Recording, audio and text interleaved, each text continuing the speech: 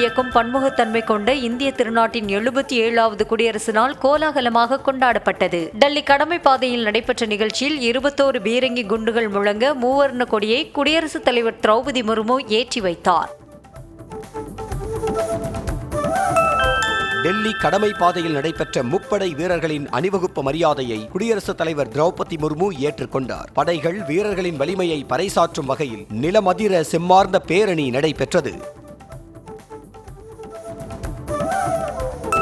குடியரசு நாள் அணிவகுப்பு நடைபெற்ற டெல்லி கடமை பாதையில் MI-17 ரக ஹெலிகாப்டர்கள் பூக்களை தூவி சென்றன. அமெரிக்காவில் இருந்து பெறப்பட்ட அதிநவீன அப்பாச்சி ரக ஹெலிகாப்டர்களும் பறந்து வானத்தை அலங்கரித்தன. பாகிஸ்தான் பயங்கரவாதிகளுக்கு எதிரான ஆபரேஷன் சிந்தூர் நடவடிக்கையின் போது பயன்படுத்தப்பட்ட போர் தளவாடங்கள் குடியரசு தின அணிவகுப்பில் இடம்பெற்றன. எதிரிகளை வீழ்த்தி தீரம் காட்டிய ஆயுதங்களின் அணிவகுப்புகளை கண்டு பார்வையாளர்கள் பிரமித்தனர். சீனா பாகிஸ்தான் நாடுகளுடனான போரில் பங்கேற்று மாவீரம் செறிந்த போர் விமானங்கள் குடியரசு தினத்தில் அணிவகுத்து சென்றன. தாக்க எண்ணும் போதே எதிரிகளின் நிலைகுலைய வைக்கும் ஏவுகணைகளும் இந்த அணிவகுப்பில் காட்சிப்படுத்தப்பட்டன. ராணுவத்தில் வீரர்களுக்கு இணையாக செயல்புரியும் கால்நடைகளுக்கும் குடியரசு நாள் அணிவகுப்பில் கௌரவம் அளிக்கப்பட்டது. இந்திய ராணுவத்தில் பணியாற்றும் தனித்துவமான லடாக் ஒட்டக படைப்பிரிவினர் கண்கவர் அணிவகுப்பில் பங்கேற்றனர். அதேபோல மோப்ப நாய்கள் மற்றும் உளவு பார்க்க பயன்படும் கழுகுகளும் கடமை பாதையில் காட்சிப்படுத்தப்பட்டதால் பார்வையாளர்கள் வியந்து பார்த்தனர். ராணுவத்தின் பல்வேறு படை அணிகளின் பேண்ட் வாத்திய இசைக்குழு குடியரசு தின அணிவகுப்பில் கலந்து கொண்டனர். இந்த நிகழ்வில் வந்தே மாதரம் உள்ளிட்ட நாட்டுப்பற்று மிக்க பாடல்களை இசைத்தபடி பல்வேறு படை அணிகளின் பேண்ட் வாத்திய இசைக்குழு உற்சாகமாக சென்றனர். டெல்லி குடியரசு தின விழாவில் செழிப்பின் மந்திரம் என்ற பொருளில் தமிழ்நாடு சார்பில் அலங்கார ஊர்தி அணிவகுப்பு நடைபெற்றது. சுயசார்பு இந்தியாவை விளக்கும் தமிழ்நாட்டின் ஊர்தியில் ஜல்லிக்கட்டு காளையை வீரர் அடக்குவது போன்ற உருவம் இடம்பெற்றது. மேலும் புதுச்சேரி மாநிலத்தின் கலாச்சாரத்தை பிரதிபலிக்கும் வகையிலான வாகனமும் பங்கேற்றன. இந்திய மாநிலங்களின் கலாச்சாரம் பாரம்பரியத்தை எடுத்துரைக்கும் வாகனங்களின் அழகு அணிவகுப்பு டெல்லி கடமை பாதையில் நடைபெற்றது. மாநிலங்கள் ஒன்றிய பிரதேசங்களின் பங்களிப்பை கண்டு பார்வையாளர்கள் வியந்து ரசித்தனர். டெல்லி கடமை பாதையில் நடைபெற்ற குடியரசு தின அணிவகுப்பில் மெய் சிலிர்க்க வைக்கும் வகையில் ராணுவத்தினர் பைக் சாகசத்தில் ஈடுபட்டனர். டேர் டெவில்ஸ் குழு வீராங்கனைகளின் அசாதாரண செயல்களை கண்டு மக்கள் வியந்தனர். இந்திய வான்படை வீரர்களின் ஆச்சரியம் கொள்ள வைக்கும் சாகசங்களும் குடியரசு தின அணிவகுப்பில் இடம்பெற்றன. டெல்லி கடமை பாதையில் நடைபெற்ற இந்திய வான்படையின் சாகச நிகழ்ச்சி பார்ப்போரை பரவசப்படுத்தியது. இந்திய விண்வெளி வீரர் சுபான்ஷு சுக்லாவுக்கு அசோக சக்ரா விருது வழங்கி குடியரசுத் தலைவர் முர்மு கௌரவித்தார். சர்வதேச விண்வெளி நிலையத்தில் 18 நாட்கள் தங்கி அளப்பரிய சாதனை புரிந்ததற்காக அவருக்கு விருது வழங்கி குடியரசுத் தலைவர் பாராட்டினார். 77வது குடியரசு நாள் கொண்டாட்டத்தின் சிறப்பு விருந்தினராக ஐரோப்பிய ஆணைய தலைவர் உர்சுலா பங்கேற்றார். ஐரோப்பிய கவுன்சிலின் தலைவர் ஆண்டோனியாவும் சிறப்பு விருந்தினராக பங்கேற்று நிகழ்வினை சிறப்பித்தார். 77வது குடியரசு நாளை ஒட்டி தமிழ்நாடு ஆளுநர் RN ரவி சென்னை காமராஜர் சாலையில் தேசிய கொடியை ஏற்றினார். இந்நிகழ்ச்சியில் முதலமைச்சர் மு.க. ஸ்டாலின், துணை முதலமைச்சர் உதயநிதி ஸ்டாலின், அமைச்சர்கள், அதிகாரிகள் உள்ளிட்டோரும் கலந்து கொண்டு மரியாதை செலுத்தினர். சென்னையில் நடைபெற்ற குடியரசு நாள் விழாவில் தமிழ்நாட்டின் புகழ்பெற்ற நாட்டுப்புற கலைகள் அரங்கேற்றப்பட்டன. பொய்க்கால் குதிரை, தேவராட்டம் உள்ளிட்டவற்றை ஆடியும் தவில், நாதஸ்வரம், மேளங்களை இசைத்தும் கலைஞர்கள் அசத்தினர்.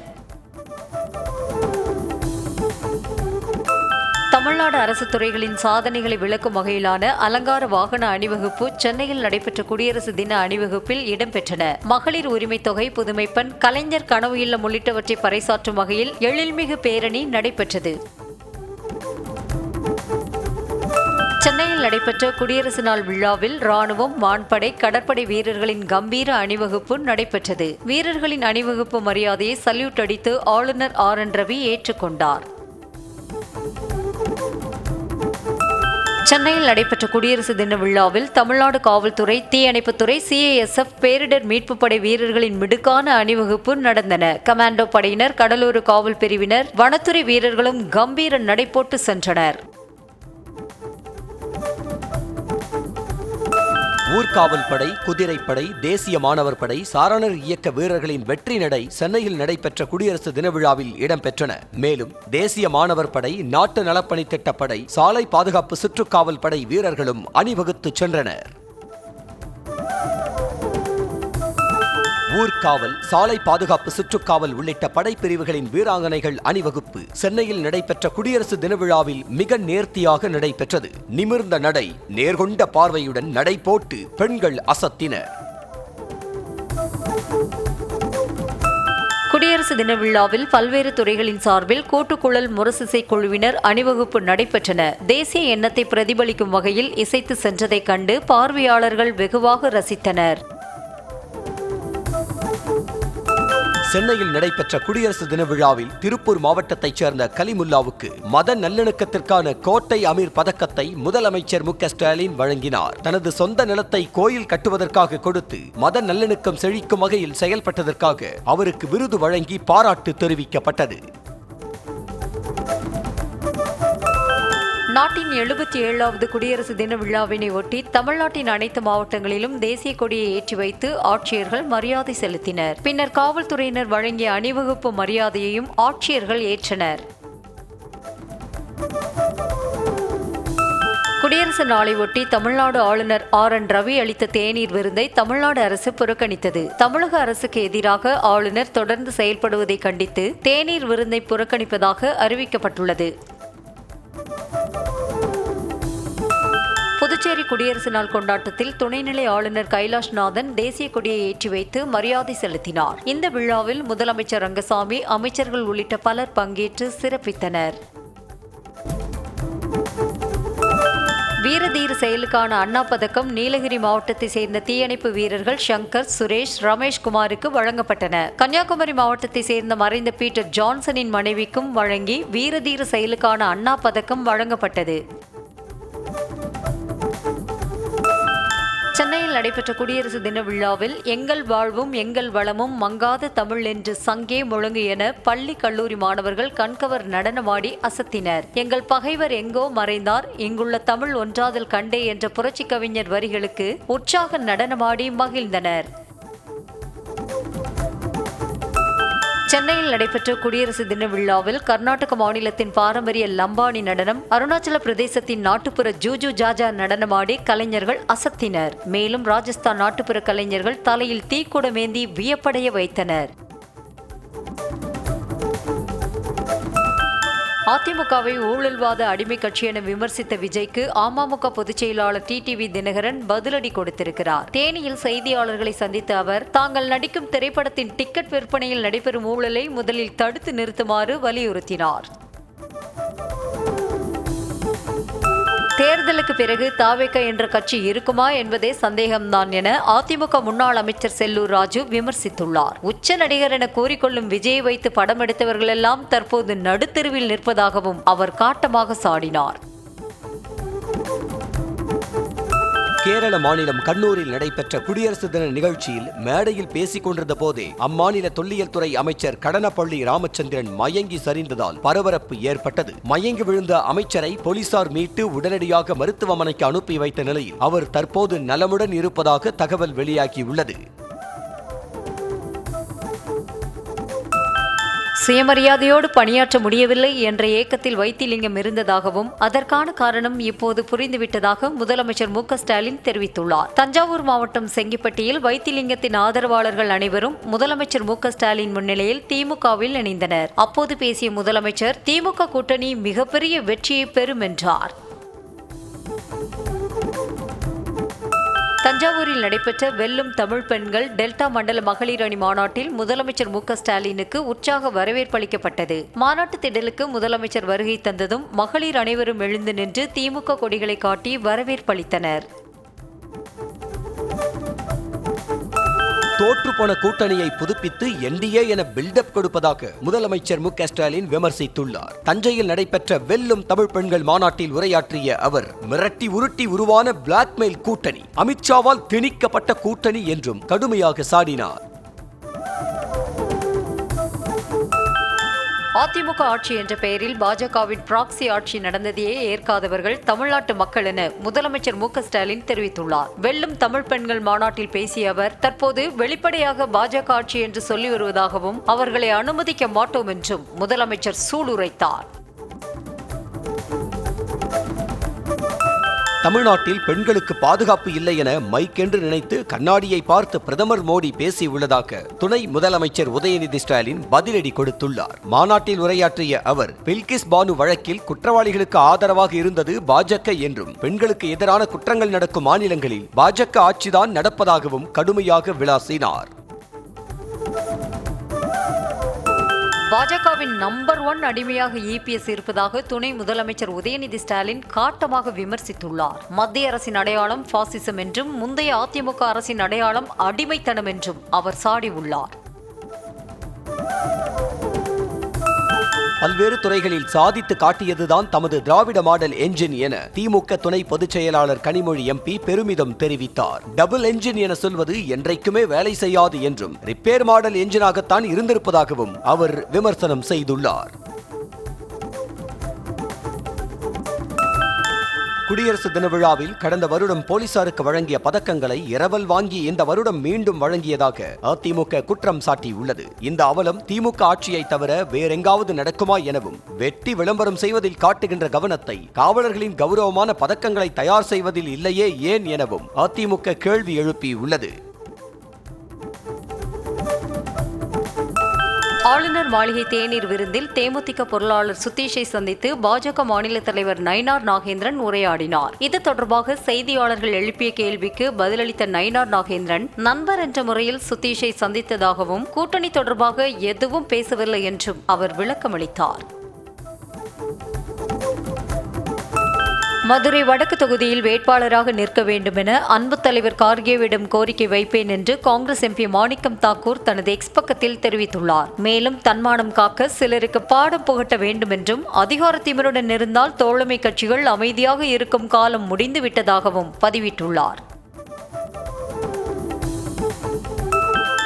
பத்திரப்பதிவின் போது சம்பந்தப்பட்ட சொத்தின் அசல் ஆவணங்களை தாக்கல் செய்வதை கட்டாயமாக்கும் தமிழக அரசின் மசோதாவுக்கு குடியரசுத் தலைவர் திரௌபதி முர்மு ஒப்புதல் அளித்துள்ளார். மூதாதையர் சொத்துக்கு மூலப்பத்திரம் இல்லை எனில் வருவாய்த்துறை வழங்கிய பட்டாவையும், அடமானம் வைத்திருந்தால் அடமானம் பெற்றவரிடம் என்ஓசி வாங்கி சமர்ப்பிக்க வேண்டுமென தெரிவிக்கப்பட்டுள்ளது.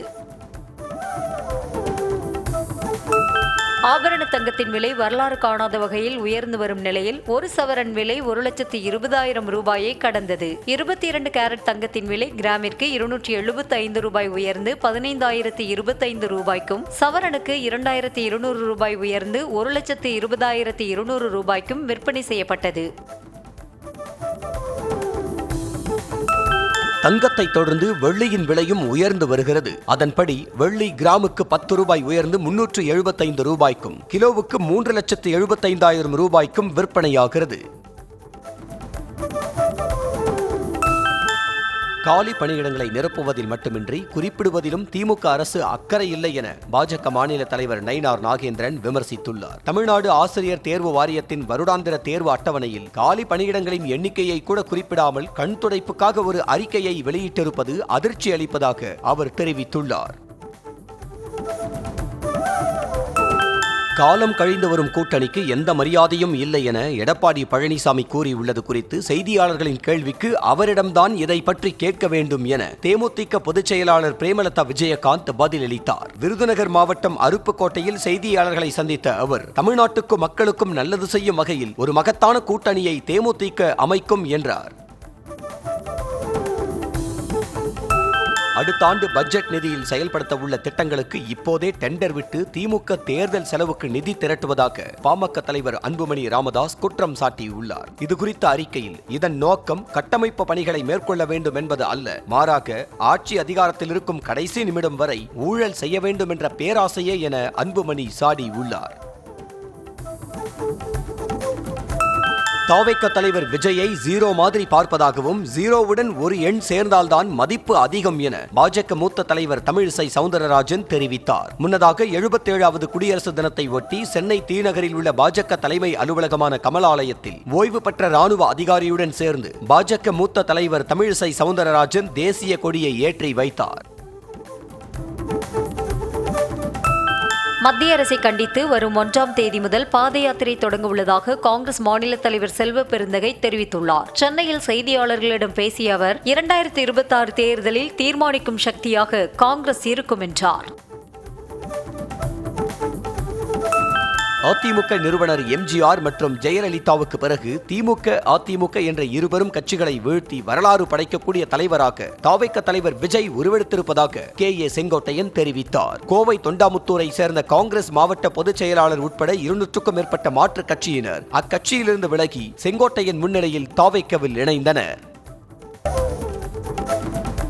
77வது குடியரசு தின அணிவகுப்பில் பிரதமர் மோடி அணிந்திருந்த பலவண்ண தலைப்பாகை அனைவரின் கவனத்தையும் ஈர்த்துள்ளது. சுதந்திர தினம் மற்றும் குடியரசு தினத்தன்று பிரதமர் மோடி தனித்துவமாகவும் அனைவரையும் ஈர்க்கும் வகையிலும் வண்ணமயமான தலைப்பாகைகளை தேர்ந்தெடுத்து அணிவதை வழக்கமாக கொண்டுள்ளார். நாட்டின் 77வது குடியரசு தின அணிவகுப்பில் சிறப்பு விருந்தினராக கலந்து கொண்ட ஐரோப்பிய ஒன்றிய தலைவர் உர்சுலா இந்திய பாரம்பரியம் மற்றும் மேற்கத்திய பாணியை இணைக்கும் வகையில் மெரூன் மற்றும் தங்க நிற ஆடை அணிந்திருந்தார். அவரின் உடை இந்திய கலாச்சாரத்தின் மீதான மதிப்பு மற்றும் கொண்டாட்டத்தின் முக்கியத்துவத்திற்கு அவர் அளித்த மரியாதையை பிரதிபலித்தது. இந்தியாவின் 77வது குடியரசு தின விழாவை முன்னிட்டு கூகுள் நிறுவனம் சிறப்பு டூடுலை வெளியிட்டுள்ளது. இந்திய விண்வெளி ஆராய்ச்சி நிறுவனமான இஸ்ரோவின் சாதனைகளை பிரதிபலிக்கும் விதமாக கூகுள் தேடுபொறியில் சிறப்பு டூடுல் வெளியிடப்பட்டது. கச்சா எண்ணெய் இறக்குமதிக்கு மத்திய கிழக்கு நாடுகளின் பக்கம் இந்தியா மீண்டும் திரும்பியுள்ளது. சலுகை விலையில் விற்பனை செய்யப்பட்ட ரஷ்ய கச்சா எண்ணெயை இந்திய எண்ணெய் சுத்திகரிப்பு நிறுவனங்கள் பெருமளவு இறக்குமதி செய்து வந்தன. இதனால் அதிருப்தியடைந்த அமெரிக்கா அந்நாட்டில் இறக்குமதி செய்யப்படும் இந்திய பொருட்களுக்கு வரி விதித்தது. இதனால் இந்திய இறக்குமதி நிறுவனங்கள் ரஷ்ய கச்சா எண்ணெய் இறக்குமதியை தற்காலிகமாக நிறுத்தின. ஜார்ஜியா, கசகஸ்தான், உஸ்பெகிஸ்தான், அசர்பைஜான் ஆகிய 4 நாடுகளுக்கு வரும் 28ஆம் தேதி வரை விமான சேவை ரத்து செய்வதாக இண்டிகோ விமான நிறுவனம் அறிவித்துள்ளது. மத்திய கிழக்கில் பதற்றமான சூழ்நிலை நிலவி வரும் நிலையில் ஈரான் மீது அமெரிக்கா தாக்குதல் நடத்தலாம் என எதிர்பார்க்கப்படுகிறது. இதனால் பல்வேறு விமான நிறுவனங்கள் ஈரான் வான்பரப்பை பயன்படுத்துவதை தவிர்த்து வருகின்றன. கடுமையான பனிப்பொழிவு காரணமாக ஸ்ரீநகரின் ஜம்மு ஸ்ரீநகர் தேசிய நெடுஞ்சாலையில் போக்குவரத்து நிறுத்தப்பட்டது. குறிப்பாக பனிஹால், ராம்பன் பகுதிகளுக்கு இடையே உயரமான மலைப்பாதையில் வாகனங்கள் சறுக்கி விபத்துக்குள்ளானதை அடுத்து பயணிகளின் பாதுகாப்பை ஒட்டி இந்த நடவடிக்கை எடுக்கப்பட்டதாக போலீசார் தெரிவித்தனர். சத்தீஸ்கர் மாநிலம் பிஜாப்பூர் மாவட்டத்தில் வெடிகுண்டுகள் வெடித்ததில் 11 பாதுகாப்பு படை போலீசார் காயமடைந்ததாக தகவல் வெளியாகியுள்ளது. கரேகுட்டா மலைப்பகுதியில் தேடுதல் வேட்டையின் போது மாவோயிஸ்டுகள் பதுக்கி வைத்திருந்த 6 IED வெடிகுண்டுகள் வெடித்ததில் 10 மாவட்ட ரிசர்வ் காவலர் மற்றும் 1 கோப்ரா கமாண்டோ உட்பட பாதுகாப்பு படையினர் 11 பேர் காயமடைந்தனர். விழுப்புரம் மாவட்டம் திருவெண்ணைநல்லூர் ஊராட்சி ஒன்றியத்திற்குட்பட்ட செம்மார் கிராமத்தில் நடைபெற்ற கிராம சபை கூட்டத்தில் முன்னாள் அமைச்சர் பொன்முடி, மாவட்ட ஆட்சியர் ஷேக் அப்துல் ரஹ்மான் கலந்து கொண்டனர். ஒவ்வொருவரின் கேள்விகளுக்கும் பொறுமையாக பதிலளித்த பொன்முடி கோரிக்கைகள் அனைத்தையும் நிறைவேற்ற நடவடிக்கை எடுக்கப்படும் என உறுதியளித்தார். திருப்பூர் மாவட்டம் காங்கேயம் அருகே கிராம சபை கூட்டத்தை அதிகாரிகள் புறக்கணித்ததாக பொதுமக்கள் குற்றம் சாட்டினர். குடியரசு தினத்தை முன்னிட்டு சிவன் மலையில் நடைபெற்ற கிராம சபை கூட்டத்தில் துறை சார்ந்த அலுவலர்கள் 32 பேர் கலந்து கொள்ள வேண்டிய நிலையில் 10 பேர் மட்டுமே கலந்து கொண்டதாகவும், தொடர்ந்து அதிகாரிகள் கூட்டத்தை புறக்கணித்தால் கூட்டம் நடத்தவே விடமாட்டோம் என கிராம மக்கள் தெரிவித்தனர்.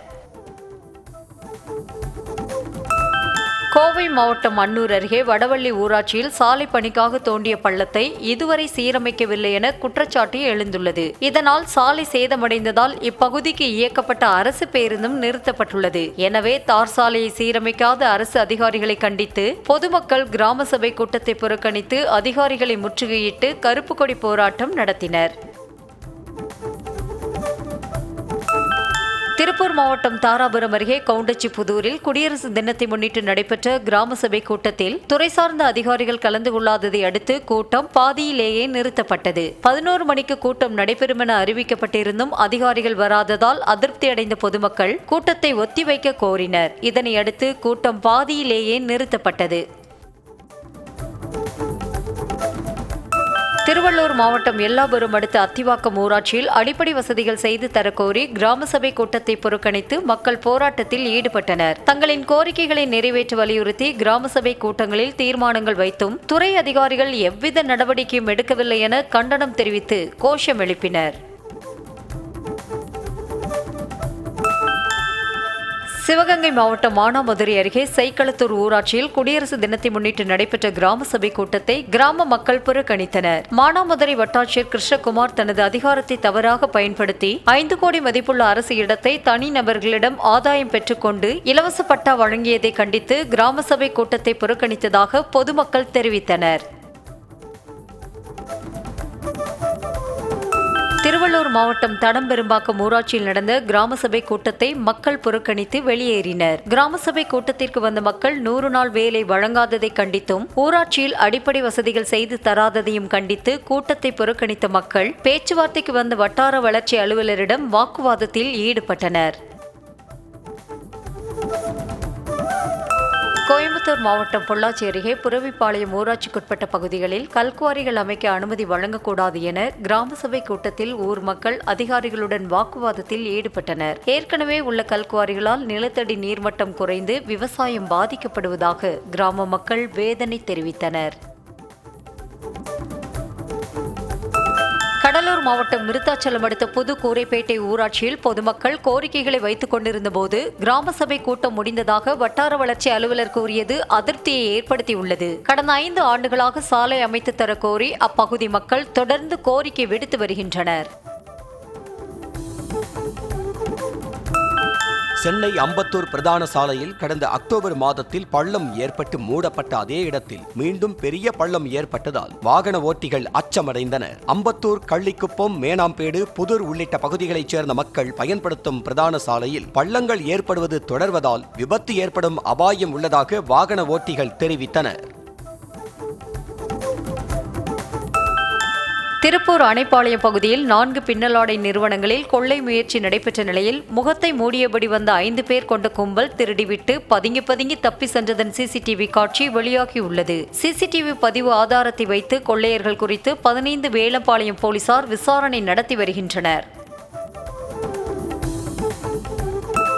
தாம்பரத்தில் இருந்து திருச்சி வழியாக வரும் 28ஆம் தேதி முதல் அம்ரித் பாரத் ரயில் இயக்கப்பட உள்ளது. ரயில்வே வாரியம் புதிதாக அம்ரித் பாரத் வாராந்திர ரயிலை தாம்பரம், திருவனந்தபுரம் இடையே அறிமுகப்படுத்தியுள்ளது. இந்த ரயில் வரும் 28ஆம் தேதி மாலை 5 மணிக்கு தாம்பரத்தில் இருந்து புறப்பட்டு 29ஆம் தேதி காலை 8 மணிக்கு திருவனந்தபுரம் சென்றடையும்.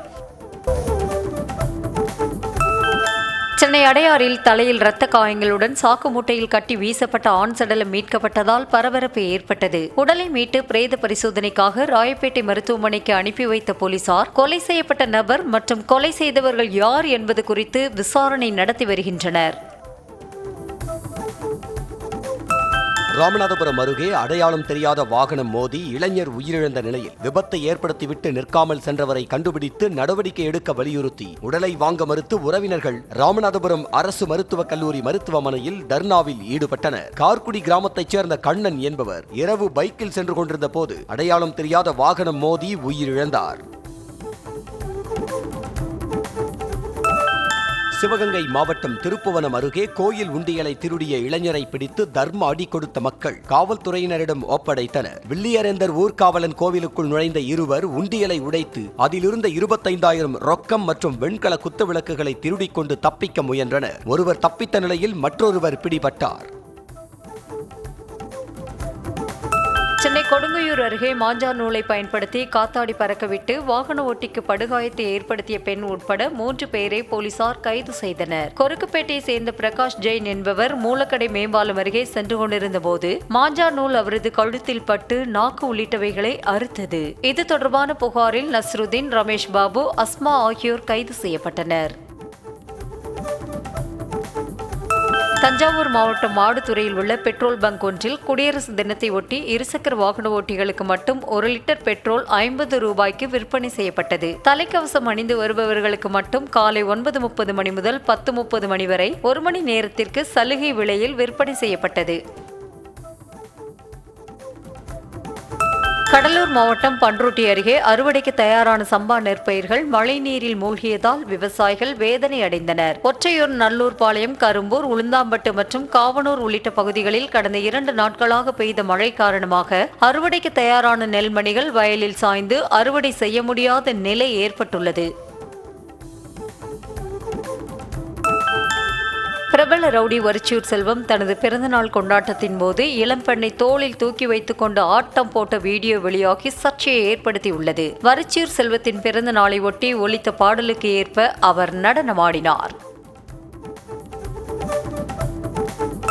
ஈரோடு மாவட்டம் தாளவாடி அடுத்த ஆசனூரில் இருந்து மாவள்ளம் செல்லும் சாலையில் காரை வழிமறித்து ஒற்றை காட்டு யானை துரத்தியதால் உள்ளே இருந்தவர்கள் அச்சமடைந்தனர். ஓட்டுநர் காரை பின்னோக்கி நீண்ட தூரம் இயக்கி உயிர் தப்பிய நிலையில் இது தொடர்பான வீடியோ காட்சி வெளியாகியுள்ளது. இந்தியாவின் 77வது குடியரசு தினத்தை ஒட்டி அமெரிக்க அதிபர் ட்ரம்ப் வாழ்த்து தெரிவித்தார். இந்தியாவும் அமெரிக்காவும் ஒரு வரலாற்று பிணைப்பால் பிணைக்கப்பட்ட பங்காளிகள் என தமது குடியரசு தின வாழ்த்து செய்தியில் அதிபர் ட்ரம்ப் தெரிவித்துள்ளார். அமெரிக்க அதிபர் டிரம்ப் மற்றும் துணை அதிபர் ஜே.டி. வான்ஸ் ஆகியோர் இந்தியா அமெரிக்கா இடையிலான வர்த்தக ஒப்பந்தத்தை தடுத்ததாக கூறும் அமெரிக்க செனட்டரின் ஆடியோ கசிந்துள்ளது. அந்த ஆடியோவில் இருநாட்டு வர்த்தக ஒப்பந்தத்தை முடக்கியதற்கும் வரி கட்டணங்கள் அமல்படுத்தப்பட்டதற்கும் துணை அதிபர் ஜே.டி. வான்ஸ், வெள்ளை மாளிகை ஆலோசகர் மற்றும் அதிபர் டிரம்பே காரணம் என குற்றம் சாட்டப்பட்டுள்ளது. 2025 அமெரிக்காவில் சட்டவிரோதமாக நுழைந்த 23,830 இந்தியர்கள் பிடிபட்டுள்ளதாக அந்நாட்டு அரசின் எல்லை பாதுகாப்பு அமைப்பு தெரிவித்திருக்கிறது. 2024 85,119 இருந்த இந்த எண்ணிக்கை 2025 குறைந்துள்ளது. எனினும் அமெரிக்காவில் சட்டவிரோதமாக நுழைவோரில் இந்தியர்களே முன்னணியில் இருப்பதாகவும் ஒவ்வொரு 20 நிமிடங்களுக்கும் ஒரு இந்தியர் அமெரிக்காவில் சட்டவிரோதமாக நுழைய முயன்று பிடிபடுவதாகவும் கூறப்பட்டுள்ளது. ஐரோப்பிய ஒன்றிய நாடுகளிலிருந்து இறக்குமதி செய்யப்படும் கார்களுக்கான வரியை குறைக்க இந்தியா முடிவு செய்திருப்பதாக தகவல் வெளியாகியுள்ளது. வோக்ஸ்வேகன், மெர்சிடஸ் பென்ஸ் மற்றும் BMW கார்களுக்கான வரியில் 40% அளவுக்கு வரியை குறைக்க முடிவு செய்திருப்பதாக கூறப்படுகிறது.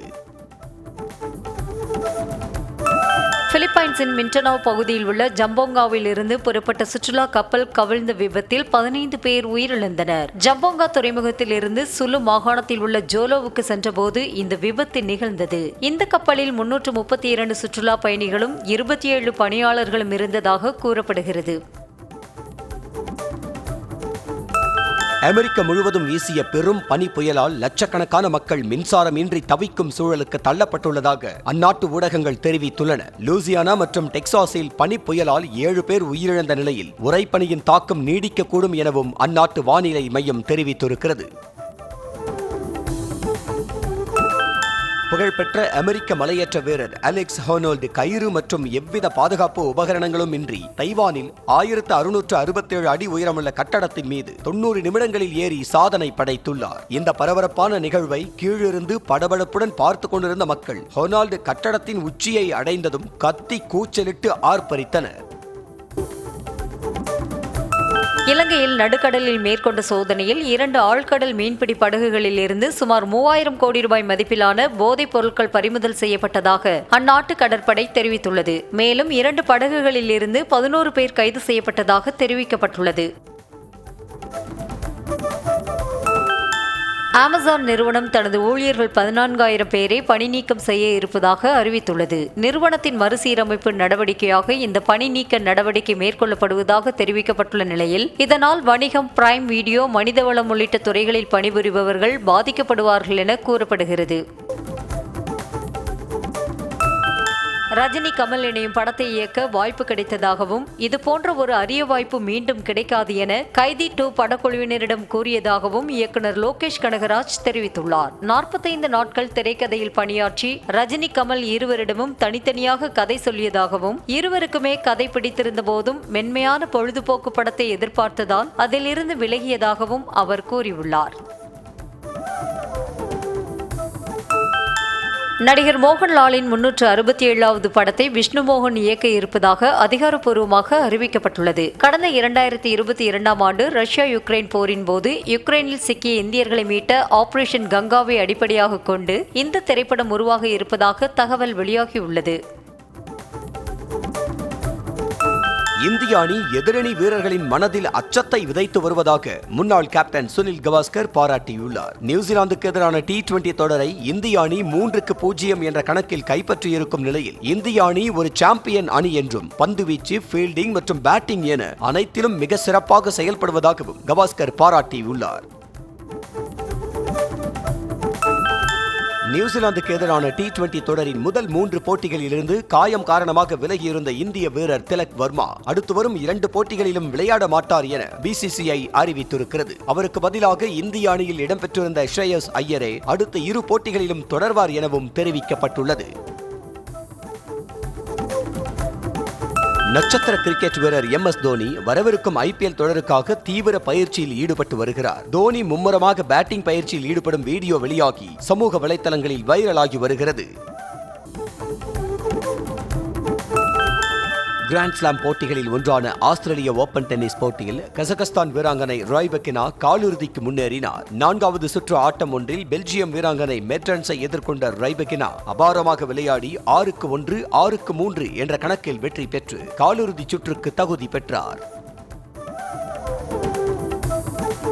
தைப்பூசத்தை ஒட்டி பழனிக்கு காவடி சுமந்து பாத யாத்திரை செல்லும் நகரத்தார்களுக்கு சிவகங்கை மாவட்டம் கண்டரையான்பட்டியில் சுமார் 6 கிலோமீட்டர் தூரத்திற்கு சிவப்பு கம்பளம் விரித்து வரவேற்பளிக்கப்பட்டது. காடு, வயல், கண்மாய் என கரடுமுரடான பாதைகளில் பயணிக்கும் நகரத்தார்கள் தைப்பூசத்தன்று பழனிக்கு சென்றடைந்து மலைக்கோவிலில் காவடியை செலுத்திய பிறகு மீண்டும் நடைப்பயணமாகவே ஊர் திரும்புவார்கள். கோவை மாவட்டம் அன்னூர் அருகே உள்ள குமரன்குன்று கல்யாண சுப்பிரமணிய சுவாமி கோயிலில் தைப்பூச தேர் திருவிழாவை ஒட்டி கொடியேற்ற நிகழ்ச்சி வெகு விமர்சையாக நடைபெற்றது. முன்னதாக முருகனுக்கு சிறப்பு பூஜைகள் நடத்தி சிறப்பு யாகத்தில் சேவல் திருக்கொடி வைக்கப்பட்டு சிறப்பு பூஜைகள் செய்யப்பட்டன. வாரத்திற்கு 70 மணி நேரம் வேலை செய்வது அவசியம் என்று இன்ஃபோசிஸ் CEO நாராயணமூர்த்தி வலியுறுத்தியது பேசு பொருளான நிலையில் தற்போது வீட்டிலிருந்து பணிபுரியும் தங்களது ஊழியர்கள் பயன்படுத்தும் மின்சாரத்தின் அளவை அந்நிறுவனம் கண்காணித்து வருகிறது. வீட்டிலிருந்து வேலை செய்வதால் ஏற்படும் வீட்டு மின்சார பயன்பாட்டை கண்காணிக்குமாறு ஊழியர்கள் அறிவுறுத்தப்பட்டுள்ளனர்.